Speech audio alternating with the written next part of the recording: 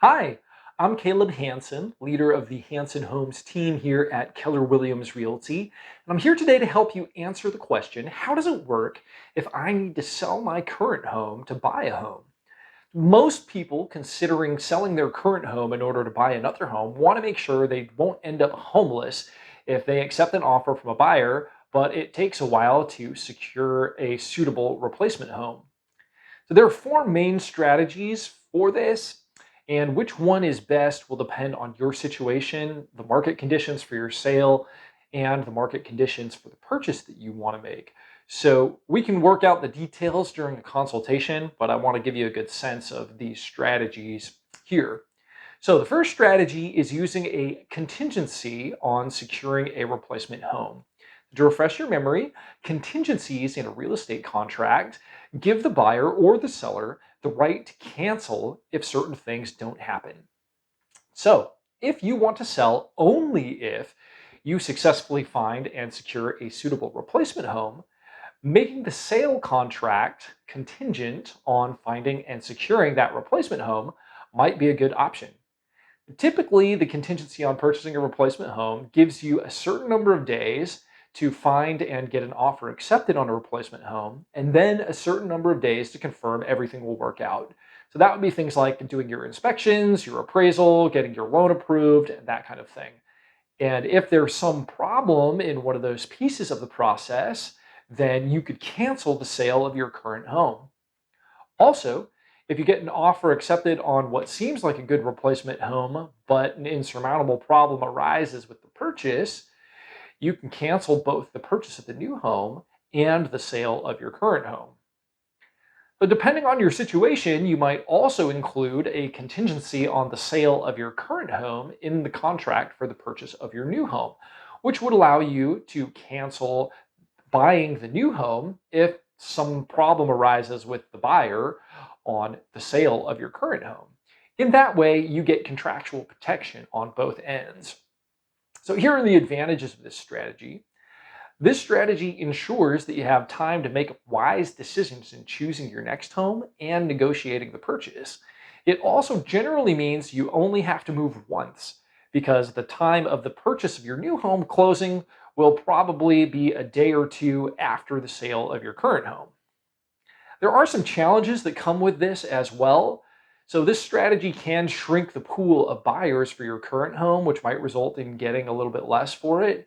And it could also shrink the pool of possible homes you can consider when you're looking for that next home to move to. Some buyers need certainty about closing and moving due to job situations, leases ending, or like other time sensitive factors. Though that group of buyers wouldn't be able to accommodate the contingency for you because they really need to know when they're going to move in. Similarly, some sellers also need more certainty. So your offer on like a home that you'd like to buy might not be as attractive to some sellers if it includes a contingency on the sale of your current home, because maybe they need more certainty sooner. There are some things you can do to manage these challenges. So here's a few things that I suggest. You can increase your odds of getting an offer accepted on the new home you want by increasing the certainty that your sale will close. So, in the beginning, when you're not on market yet, you probably won't be able to get an offer seriously considered because that seller has no idea if it's going to work out for you on your sale or not. Once you're on market, then it gets a little better. Once you're able to tell them that you've got an offer or maybe multiple offers, then it gets better still. Once you've progressed in the process after selecting a buyer, getting a deal put together on your sale, and you've gotten some of that process done, home inspection, appraisal, then things get a little better at that point. And the really best space is when that buyer has released all of their contingencies and can no longer back out because they've signed that they're 100% committed.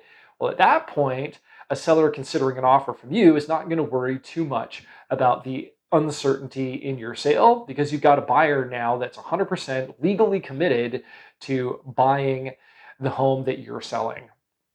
So as you increase certainty on your sale, your odds get better on getting an offer accepted for the replacement home that you want.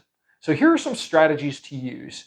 Research the number of homes that match the criteria that you're looking for that are available right now and how many have sold recently. And this will help you gauge how much time you're going to need in order to really secure a replacement property. So generally, if there are 6 or more interesting options at a time, you can probably land a great new home in a couple of weeks once you solidify your sale.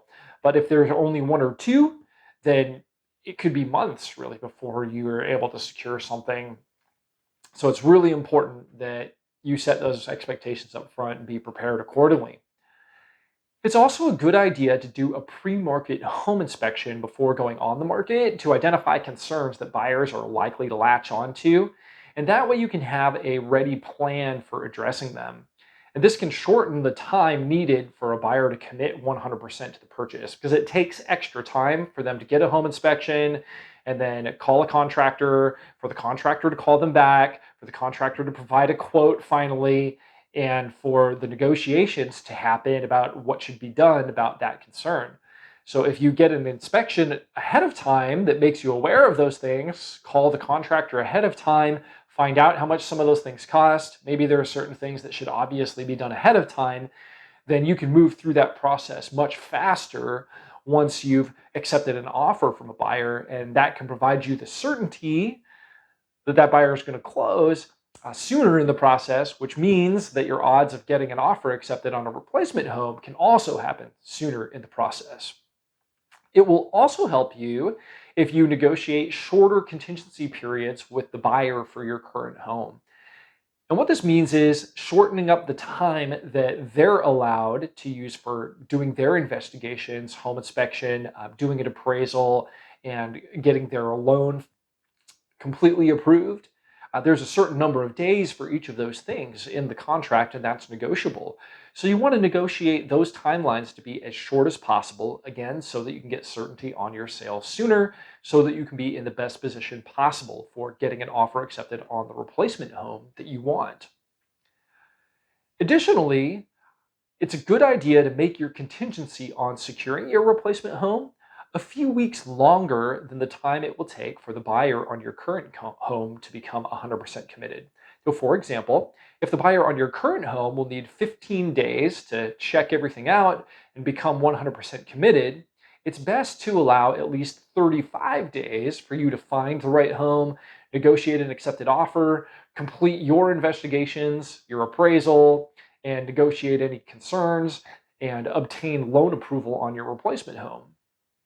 That way, you don't end up in this like high pressure situation where the buyer is thinking they might bail because they've been waiting for you too long to work everything out. If you just set that expectation up front, then there's no issue. You've got the time to do the things that you need to do. There are a couple of other strategies that you can use that are not a contingency on sale. So one of those strategies might be getting some help from a lender. So some of them offer bridge loan products, which will allow you to purchase your replacement home before you sell your current home. There are also some lenders that have programs where they just buy the replacement property for you, and then they hold it, and you've got a certain amount of time to sell your current home, and then you go into like your permanent financing situation after that. So that can work really nicely for increasing your pool of options. They do charge fees for that, and so there's some extra costs both with the bridge loan option or having the lender buy it for you ahead of time option, but it can really solve some logistical challenges. Another option that some people use is to rent from the buyer after closing. So if there are quite a few attractive options out there at any one time, this strategy can work pretty well. That's where the buyer closes the sale, and then maybe you have 2 months where you can rent back. And you typically will do that paying whatever amount the mortgage is for that new buyer. But then you don't have to move twice.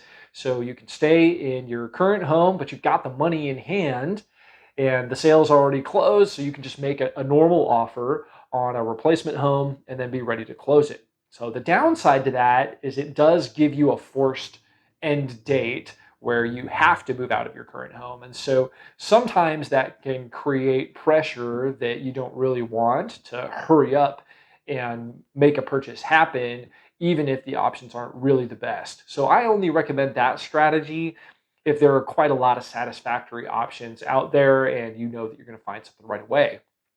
And the final option that most people don't prefer, but can work out in some circumstances, is just to move twice. So that would mean putting some stuff in storage, maybe moving in with family for a period of time, or moving into a month to month rental for a period of time. And this saves the costs that you would incur on doing a bridge loan or having the lender buy the next property for you. It can also then give you as much time as you need to look for your replacement home, and so you don't have any hurry on that. So sometimes that strategy can work out well, but it is kind of painful to move twice. So if you have any questions about what would be best in your particular situation, I would love to talk with you about that. Feel free to give me a call or text me. My cell phone number is 909-576-0695, and I look forward to connecting soon. Bye for now.